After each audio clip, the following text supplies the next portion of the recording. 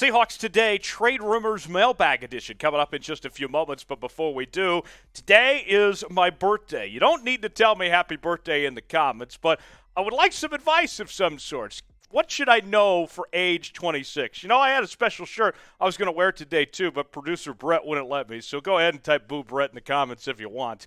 And let's get started with today's show.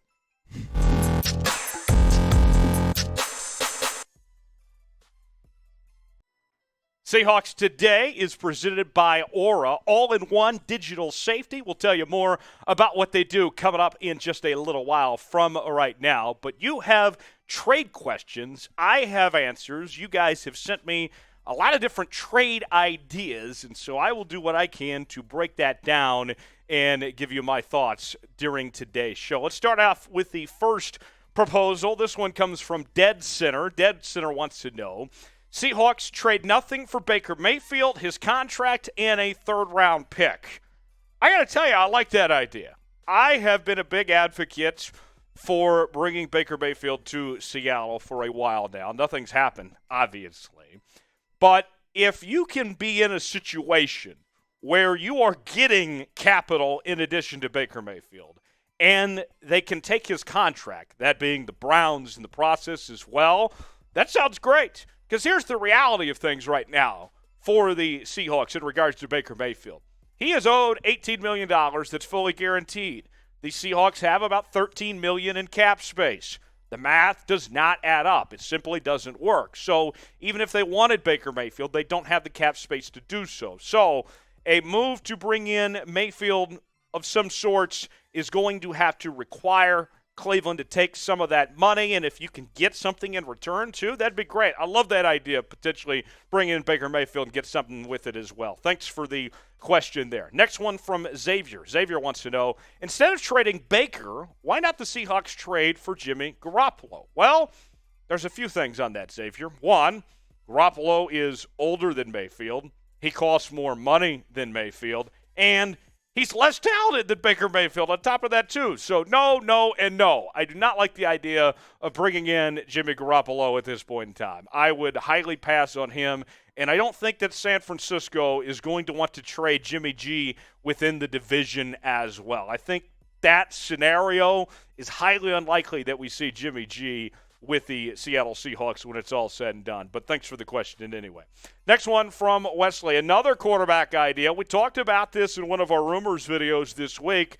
What about the Seahawks trading for Ryan Tannehill? In this case, Wesley suggests a third-round pick. Well, Tannehill costs a lot of money as well, $29 million to be exact. And a third-round pick wouldn't be that much, but the numbers just don't work there for Tannehill. Look, I like Tannehill. I think he's just fine. I think he is the standard when it comes to franchise quarterbacks. He is at the very bottom of the list of what we call a franchise quarterback in this league.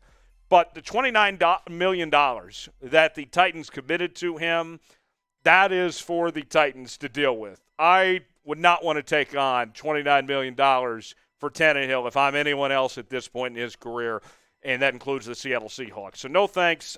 I don't want Tannehill at this point in time. What about you guys, though? If you had to pick one of these three quarterbacks, and all things are equal, which they're not, but let's just say for all intents and purposes they are, who would you take? Would you take Baker Mayfield? Would you take Jimmy Garoppolo? Would you take Ryan Tannehill?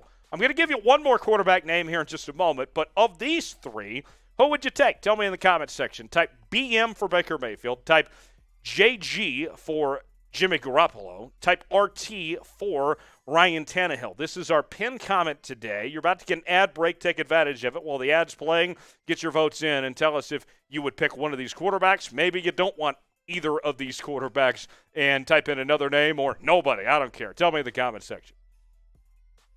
Next one comes from Bugs versus Windshield. Bugs versus Windshield wants to know, trade $2 million in salary cap for Gardner Minshew and maybe a fifth-round pick in 2023. Money talks. Well, money certainly does talk.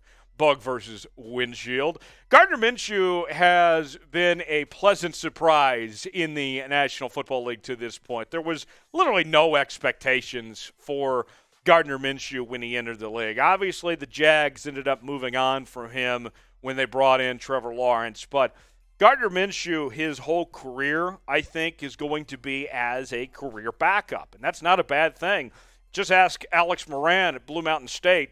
Backup quarterback's the best job there is, right? You get paid to not play. It's awesome.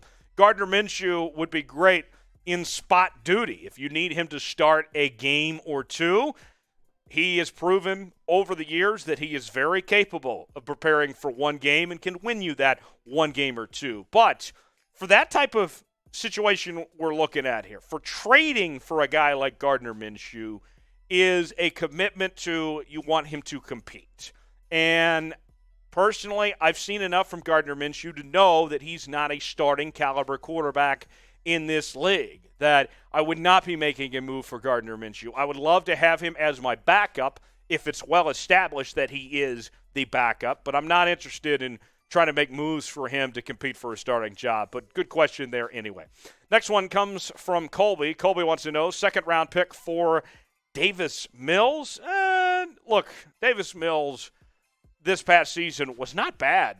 In fact, our resident Texans fan here in the office, Willie Scott, will tell you that Davis Mills is, the answer of sorts. And Davis Mills, there was, like we talked about with Gardner Minshew, not really any expectations at all.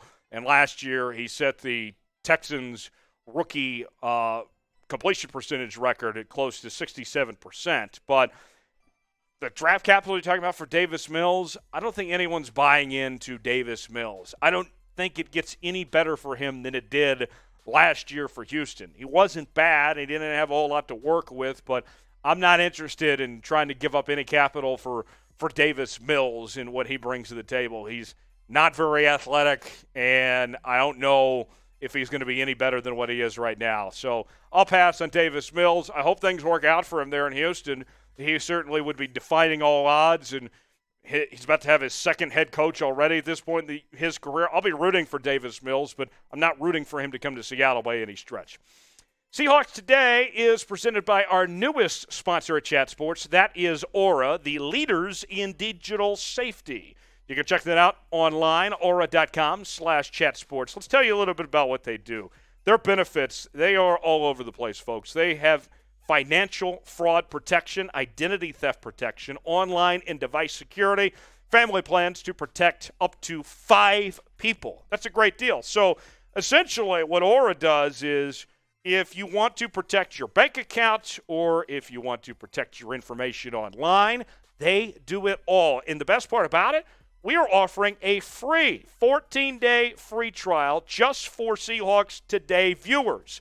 And the way you get that is by going to aura.com/chatsports. Sign up, protect your loved ones today with Aura, the best in the business. 14-day free trial now, aura.com/chatsports. Next one for you. This one comes from SC Shorts. SC Shorts wants to know, how about a 2023 third and sixth round? Good value to bring in Darius Slayton or Sterling Shepard at wide receiver 3. I don't have a problem with Darius Slayton or Sterling Shepard, either one of those two individuals. I think they're fine on the football field. But for me, I'm not interested in giving up third and sixth round picks for number 3 receivers. You look at the Seahawks roster and the needs that are there. To me, there's a whole lot of other priorities that range much higher than finding a number 3 receiver. And if you talk to folks within the Seahawks organization, a lot of people are high on D. Eskridge, that he'll step up and have a breakout year as the number 3 receiver. So for me, giving up that type of capital, whether it's for Slayton or Shepard, is just simply not worth it. I don't see the Seahawks giving that up to find a number 3 receiver. If they felt like that they were really needing a number 3 receiver, they would have addressed it higher in the draft than what they did, which was the later rounds. And Bo Melton was one of the players that they selected. I think he's going to make the 53-man roster as a wide receiver. They got him in the 7th round. So, no, again, nothing against Slayton or Shepard. Those guys are very talented players, but I don't think the Seahawks are in that position where they need to be trading draft capital for a wide receiver at this point in time. Tell me in the comment section, do the Seahawks need another wide receiver?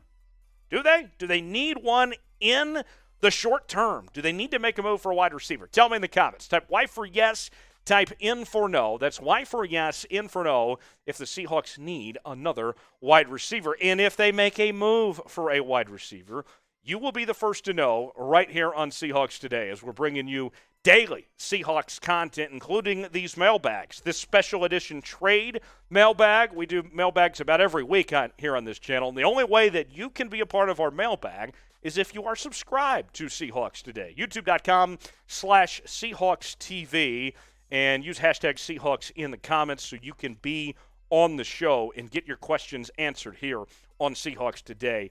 The mailbags only for subscribers.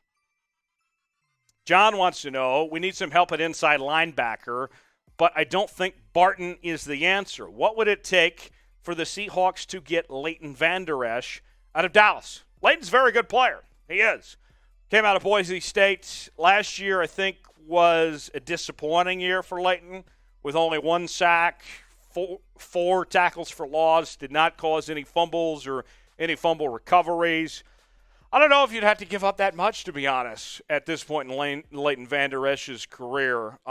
He's a good player, but I think that his best football is behind him at this point in time. I don't know if we're going to see Leighton Vander Esch play like we saw him play just a couple of years ago. So, you could probably give up a day 3 selection, maybe, to get Leighton Vander Esch, but personally, I would pass on that opportunity if it came up. But thanks for the question anyway. One more. This comes from our Facebook page.